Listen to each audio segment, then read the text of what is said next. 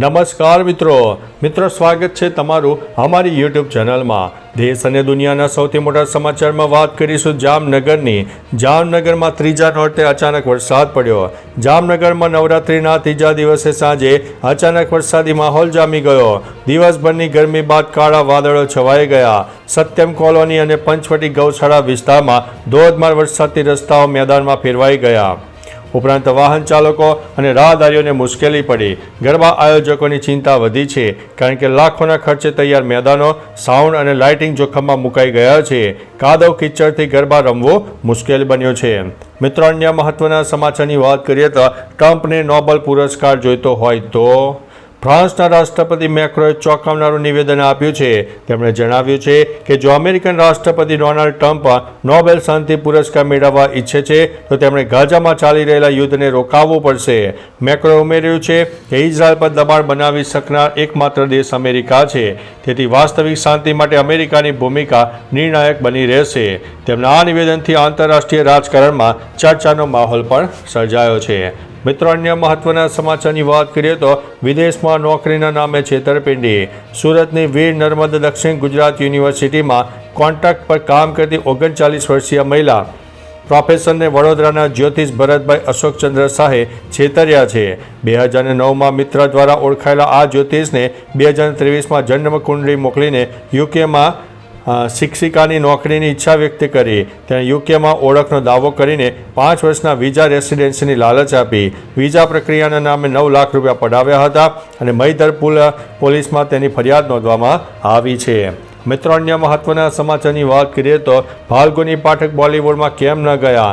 જાણીતા ગરબા ગાયિકા ફાલ્ગુની પાઠકે એક ઇન્ટરવ્યૂમાં જણાવ્યું છે કે તેમણે ક્યારેય બોલિવૂડમાં કામ કેમ ન કર્યું। તેમણે કહ્યું કે તેમને લાગતું હતું કે તેમનો અવાજ બોલિવૂડ માટે યોગ્ય નથી। આ ઉપરાંત તેમણે કહ્યું કે બોલિવૂડમાં સફળ થવા માટે મ્યુઝિક ડાયરેક્ટરની રાહ જોવી અને તેમની હજૂરી કરવી પડે, જે તેમના સ્વભાવમાં નથી। ફાલ્ગુની પાઠકે જણાવ્યું કે તેઓ અત્યારે જે કરી રહ્યા છે તેમાં તેઓ ખુશ છે। મિત્રો, અન્ય મહત્વના સમાચારની વાત કરીએ તો ગોધરામાં 10 વર્ષની બાળકી ઉપર દુષ્કર્મ। પંચમહાલના ગોધરા પંથકમાં ચોંકાવનારી ઘટના બની છે। 27 વર્ષીય અજય ઉર્ફે બોડો અનોપસિંહ નાયકે 10 વર્ષીય ધોરણ 4ની બાળકી પર દુષ્કર્મ આચર્યું। શુક્રવાર મધ્યરાત્રે માતા પિતા મજૂરી કામે ગયા હોવાથી બાળકી દાદી સાથે સૂઈ ગઈ હતી। આરોપીએ બારણું તોડીને અપહરણ કર્યું, દાદીને લાકડીથી મારી, બાળકીને ઘાટ જંગલમાં લઈ ગયો અને જાનથી મારવાની આંખવાની ધમકી આપીને અપરાધ કર્યો। પોલીસે આરોપીની ધરપકડ કરી છે અને તપાસ હાથ ધરી છે। મિત્રો, અન્ય મહત્વના સમાચારની વાત કરીએ તો ઘરમાં રોકડા રૂપિયા રાખતા હોય તો ચેતી જજો। ઘરમાં રોકડ રાખવા અંગે આવકવેરા વિભાગે કોઈ મર્યાદા નક્કી નથી કરી। તમે જેટલી ઈચ્છો તેટલી રોકડ રાખી શકો છો, પરંતુ કાયદેસરની આવકમાંથી હોવી જોઈએ। જો તમે રોકડનો સ્ત્રોત સાબિત કરી શકો છો તો કોઈ વાંધો નથી। જો તમે આવકનો હિસાબ ન આપી શકો તો આવકવેરા વિભાગ તે રકમને અપ્રગટ આવક ગણી શકે છે અને તેના ઉપર 78% સુધીનો દંડ પણ લગાવી શકે છે, અથવા તો કાયદેસરની કાર્યવાહી પણ થઈ શકે છે। મિત્રો, અન્ય મહત્વના સમાચારની વાત કરીએ તો હવે બીજા બાળકો સુરક્ષિત રહેશે। અમદાવાદના અડાલજ કેનાલ હત્યા કેસમાં આરોપી વિપુલ પરમારનું પોલીસ એન્કાઉન્ટર થતાં મૃતક વૈભવ મનવાણીએ પરિવારે રાહત અનુભવી છે। 19 વર્ષે ગુજરાતમાં પ્રથમવાર આરોપીનું એન્કાઉન્ટર થયું, ન્યાય મળ્યો છે। વૈભવના પિતા શંકરજીએ કહ્યું કે અન્ય માતા પિતા આવી પીડા ન ભોગવે તે સંતોષ છે। આ અમારો પુત્ર પાછો નહીં આવે, બીજાના સંતાનોની સલામતીની આશા સાથે દુઃખ વ્યક્ત કર્યું છે। મિત્રો, અન્ય મહત્વના સમાચારની વાત કરીએ તો રસ્તાના અભાવે રામપ્રસાદીના રેશન કાર્ડ ધારકોને હાલાકી। નસવાડી તાલુકાના રામાપ્રસાદીની નાના વાટને જોડતો કાચો રસ્તો પાકો ન બનતા ગ્રામજનોએ મામલતદારને આવેદનપત્ર આપીને રસ્તો બનાવવાની માંગ કરી છે। રામાપ્રસાદીથી નાના વાટનો 10 થી 12 કિલોમીટરનો ફેરાવો ટાળવા ટૂંકો રસ્તો જરૂરી છે, પરંતુ ચોમાસામાં કાચો રસ્તો મુશ્કેલી ઊભી કરી છે। નાના વાટની રેશનિંગની દુકાને 200થી વધુ ગ્રાહકો માથે અનાજ લઈ જવા માટે મજબૂર બન્યા છે। ગ્રામજનોએ તંત્રને તાકીદે કાર્યવાહીની માંગ કરી છે। મિત્રો, અન્ય મહત્વના સમાચારની વાત કરીએ તો ગૂગલ ક્રોમની છૂટી, આવ્યું નવું બ્રાઉઝર। ગૂગલ ક્રોમને ટક્કર આપવા માટે પરપ્લેક્સિબિલિટી કોમેટ બ્રાઉઝર ભારતમાં લોન્ચ થઈ રહ્યું છે। આ બ્રાઉઝરની મુખ્ય વિશેષતા એજન્ટિક AI સપોર્ટ છે, જે કમાન્ડ ઉપર ટિકિટ બુક કરવા જેવા કામ કરી શકે છે અને વેબસાઇટ સાથે આપમેળે ઇન્ટરેક્ટ કરી શકે છે. હાલમાં આ બ્રાઉઝર ફક્ત વિન્ડોઝ અને મેક કોમ્પ્યુટર્સ માટે ઉપલબ્ધ છે અને તે ઇન્વાઇટ આધારિત છે. એન્ડ્રોઇડ અને આઈફોન યુઝર્સે હવે રાહ જોવી પડશે. મિત્રો, અન્ય મહત્વના સમાચારની વાત કરીએ તો શું કોલ્ડ ડ્રિંક્સમાં ઇબોલા વાયરસ છે? વોટ્સઅપ પર કોલ્ડ ડ્રિંક્સમાં ઇબોલા વાયરસ હોવાનો દાવો કરતો મેસેજ વાયરલ થયો છે, જે સંપૂર્ણપણે ખોટો છે. PIB ફેક્ટ છે કે આ દાવો નકારી કાઢ્યો છે.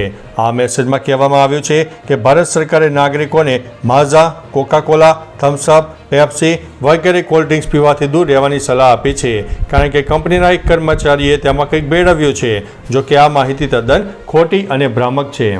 મિત્રો, અન્ય મહત્વના સમાચારની વાત કરીએ તો સોશિયલ મીડિયા પર સસ્તી વસ્તુઓ ખરીદતા પહેલાં ચેતી જજો. સોશિયલ મીડિયા પર સસ્તી વસ્તુઓની લાલચથી સાયબર છેતરપિંડીનો ભોગ બનવાની શક્યતા વધી રહી છે.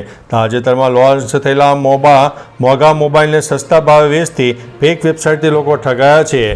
ગુજરાત પોલીસે જાગૃતિ માટે પોસ્ટ શેર કરી છે, જેમાં નવા મોબાઈલની માંગનો લાભ ઉઠાવીને અલગ અલગ પ્લેટફોર્મ પર જાળી વેચાણની ચેતવણી આપી છે. ખરીદતા પહેલાં વિચારો, નહીં તો નુકસાન થશે. મિત્રો, અન્ય મહત્વના સમાચારની વાત કરીએ તો PMએ 4,500 મહિલાઓની માફી માગી.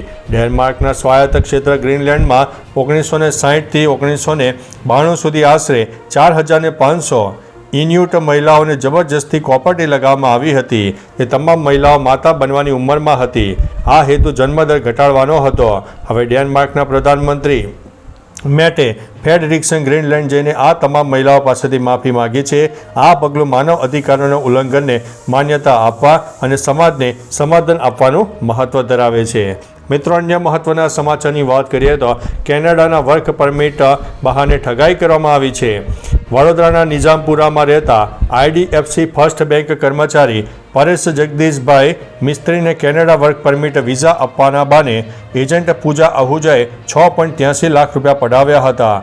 મિત્ર પ્રદીપ મેઘરજ દ્વારા ઓળખાયેલી આ એજન્ટ ઓક્ટોબર 2023માં ગેંડા સર્કલથી ઇઝી માય ઇમિગ્રેશન ઓફિસમાં 2 વર્ષના વિઝા અને 35 લાખના ખર્ચની લાલચ આપી બનાવટી જોબ ઓફર લેટરની શંકા પછી પૈસા પરત માગ્યા હતા અને તેણે માત્ર 1 લાખ રૂપિયા આપ્યા હતા. તો ચાલો મિત્રો, ફરીથી દેશ અને દુનિયાના સુપરફાસ્ટ સમાચાર લઈને મળતા રહીશો. ત્યાં સુધી અમને રજા આપશો. નમસ્તે.